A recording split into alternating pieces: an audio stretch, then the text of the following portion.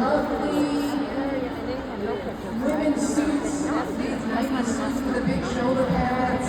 You know, you had to look like a man that was trying to look like a woman. You know, I mean, fashion wasn't a part of it. So I wasn't really, I was going to wear the uniform that I needed to get the job done. And so when I first went out on the campaign trail in Iowa, fashion became an important part of something I had to think about because I had to be organized. I mean, if you think about what I was doing when I had 2 kids, I was still working a full-time job. I was vice president of community affairs at the University of Chicago hospitals. I would campaign 3 days a week. I would leave Chicago at 5 in the morning because I wanted to make sure I'd see the kids. I'd get on the first flight out of Chicago into Iowa. I'd land in Iowa, campaign all day, and that would mean I might do 5 rallies, 3 fundraisers, and I'd do as much as I could to get to the last flight out of Iowa to get back to Chicago in time for dinner with the girls. So I was usually just wearing one outfit. It was Steve Jobs. It was one of those, it had to be like, it's a sweater, it's a vest, it's a fundraiser, now I'm at a fair. And, you know, it had to be versatile for the whole day. But then I realized at this pace, I didn't have time to think about clothes.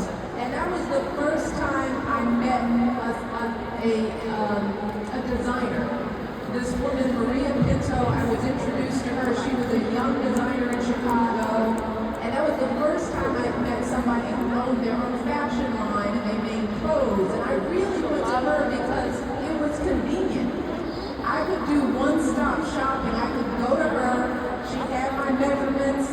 This is when I was wearing those chic dresses that were silk, sleeveless. She made those Maria Pinto designs. And I could go to her, get fitted, have a set of clothes that I didn't have to think about.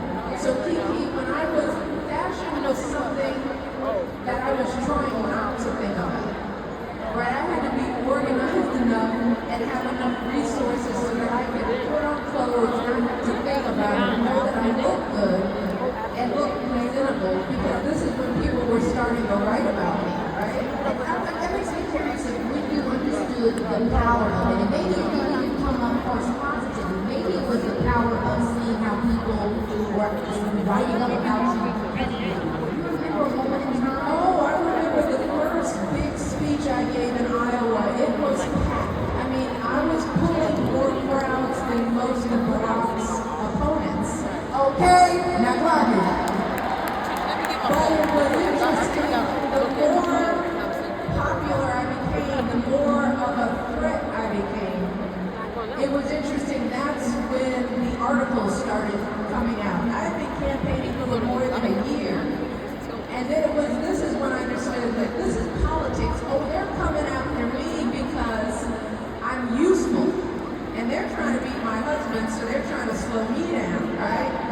And some of those first articles, they would always start, she was wearing a purple sheath and she had on this pair of shoes. It wouldn't matter what I said, KeKe. The article would start with what I had on. Wow. And I realized, oh, this is how they do women in politics.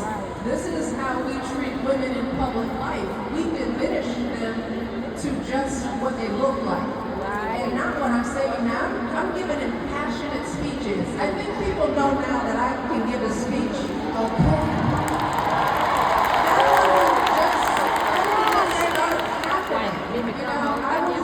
I was always really good on the campaign trail. I was always a powerful orator. And I was good at it because my topic was good. It was about my husband. So I'll tell you some good about that man. Give me a mic. So tell you something. In that moment, right? Because there's 2 things that's happening. That's we're in the campaign. I have to be strategic for a good reason, right? I have to understand what I'm going up against. But then I also have to still be me, right? I imagine there's a part of you that was like, I want to do what needs to be done, but like I still want to be true to me. How did you weigh the balance of how to create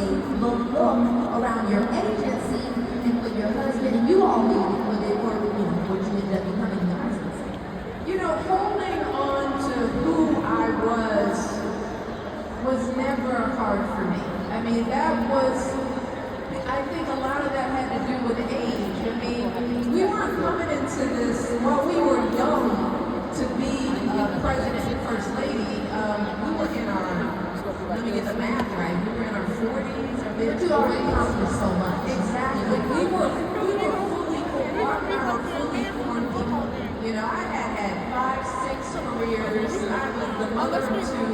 I have ran organizations. I've worked in almost every sector. I've been a corporate attorney. I was an assistant to the mayor. I was the vice president of community affairs. Y'all, I ran stuff.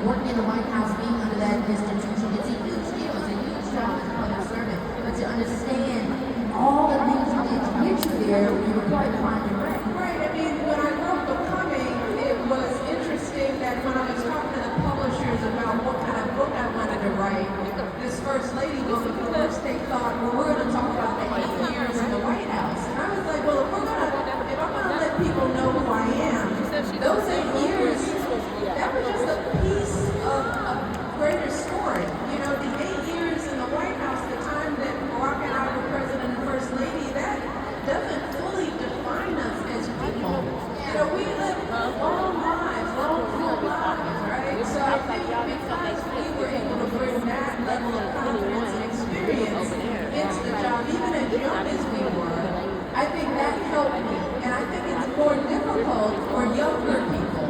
Like I do. I mean, you amaze me that your level of poise and confidence because you had developed yourself in the public eye. I mean, you were a baby figuring this out and trying to hold on to that as you're building it. That's a different challenge, right? So, yeah, and so that's why I love this girl because she carries herself like an old soul, and that is not easy to do. Really means a lot. I had a lot of great examples. I feel really blessed in my life to be able to see women such as yourself up close and personal. I remember when I first met you, Sasha and Malia, it was at Big Wide World Day Play. I was into the at the time. It was one of the best experiences ever. So I got to see your grace up close, and of course watching your whole presidency. So you're an inspiration to me. But we're talking about the road to you all getting to the White House, all the lives you live. A continuous theme is the way of fulfilling excellence in spaces that were not designed for you. Yeah. So then that becomes the question that we all, we want to understand how to distill something from, which is when is it time to stop shaping a space and building your own?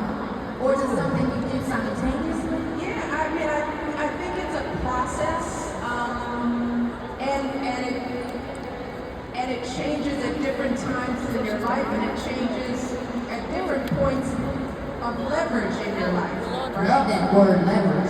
Because we don't always have leverage to control the spaces that we're in, and that's okay, because sometimes you're developing leverage. I mean, I tell a lot of young people, yeah, you want to come into a new job with confidence and owning some stuff, but you also have to earn the right to have an opinion.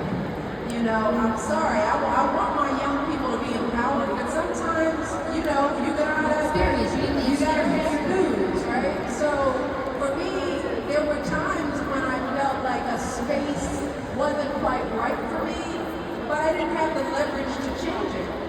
You know, and that was okay. I mean, I wasn't upset by it. I understood, right? And I also needed a job. You know, I tell people don't mess up your money, right? I mean,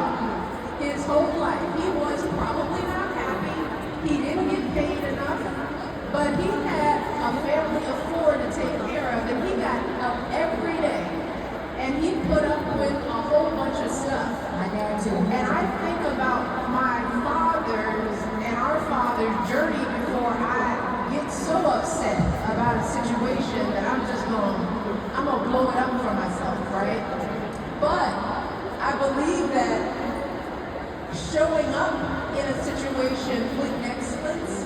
Like every job that I've done, whether they've accepted me, I've been ready for it, I've tried to learn from it and show up in a way that they wanted me to stay, right? It's like, so if I'm leaving you, I'm gonna leave you wanting me to stay, right? I'm gonna leave when I'm ready to leave. And then as you grow and build more power and leverage, that's when I found that I had the opportunity to shape my own environment. Yes. Like when I finally left working for city government, I left to run my own nonprofit. And when I left that, I was working as an assistant to the mayor and then the assistant to the Commissioner of Planning and Economic Development. I was working for someone, right? I was someone's assistant. So I lived under their culture and their rules because they were the boss. Now I got to a point where I thought, could I run my own thing? You know, am I good enough? Am I strong enough to take an idea and grow an organization myself, build my own culture, and shape my own organization? I left to do that. That's when I ran and started a nonprofit organization. That's when I was able to shape culture and